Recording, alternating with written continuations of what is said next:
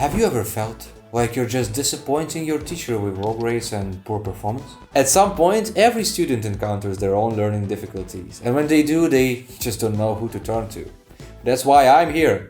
Today, I'll be your essay hero to help you solve all of your problems. One of the most common challenges in today's classroom is the literature review, which is why we'll be looking at it in today's video. We'll walk you through step by step on how you can write and get a good grade.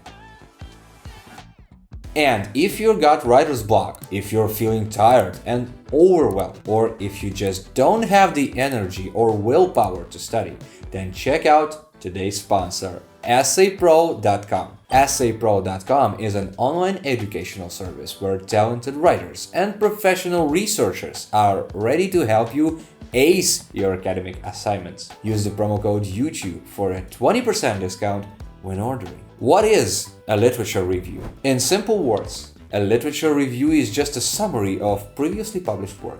Students typically write literature reviews whenever they have to do research. That means while you're unlikely to write a literature review for a creative essay, narrative essay, or book review, you'll probably have to include a literature review for research papers, lab reports, and other research-based assignments. There are several reasons why you write a literature review. To get to know the current state of your topic, to confirm your thesis doesn't just repeat what's already done, to identify gaps in knowledge or unresolved problems that you can address, to justify your theoretical framework or methodology, to provide a summary of key findings and debates for your topic.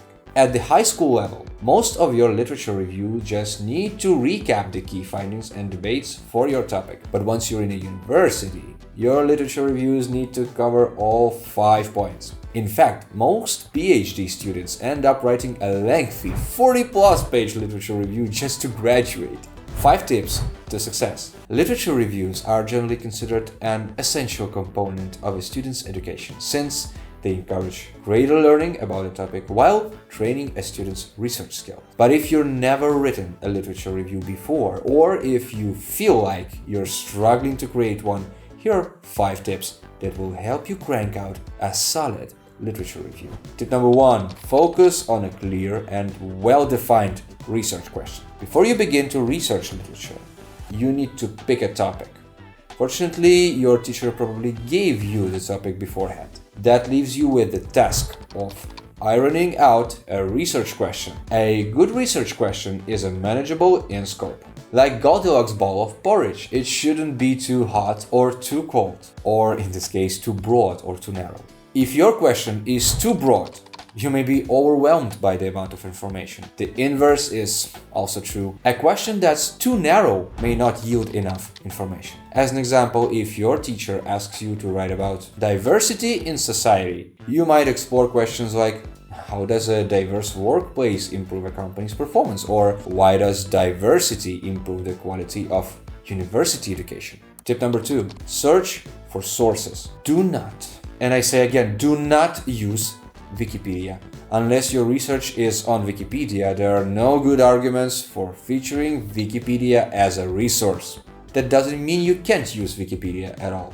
In fact, if you don't know where to begin with your research, Wikipedia is a good first step. It already summarizes articles and sources that you might be able to use for your own purposes. But once you've settled on your research question, you can create a list of keywords that can guide your research.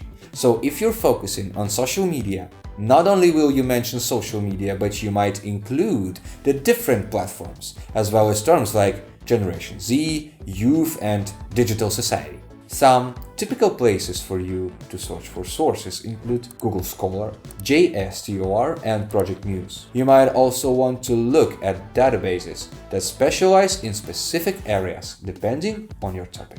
Tip number 3. Evaluate your sources. It's good practice to use a wide variety of sources. This helps ensure that you gain a more complete picture as to the current state of research. Once you've found your source, you need to ask yourself several questions. Is it a primary or secondary source?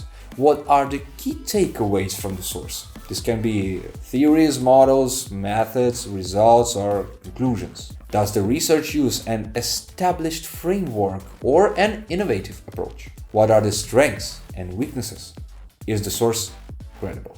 I also strongly recommend you look into any landmark studies and major theories that relate to your topic. For example, if you're exploring psychology and conforming to societal roles, you're almost guaranteed to read more about the Stanford prison experiment. Tip number 4, outline your structure. Creating an outline helps make sure your literature review have a logical and well-defined structure.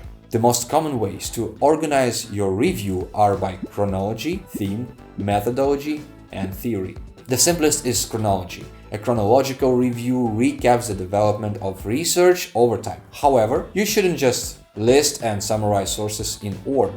You should try to find patterns, turning points, and debates that shifted the direction of the field. Let's imagine you're writing about astronomy and heliocentrism. You might mention how Eudoxus created the first model of a geocentric universe before moving on to Aristotle's and Ptolemy's own geocentrical theories. You'd then focus on how Copernicus authored the debate with a heliocentric model that solved the problems of geocentrism. Then you might follow up with Galileo's validation. Tip number 5, write short, concise, and well. The biggest trap that new writers fall into is the belief that academic writing should sound complicated. They break from their typical writing style and use big, fancy words that they never use outside of academic writing. This oftentimes results in essays that are so convoluted that you need to take a pill to get rid of the headache that comes with reading them. In reality, you can write however you want, so long as you communicate your ideas clearly and effectively.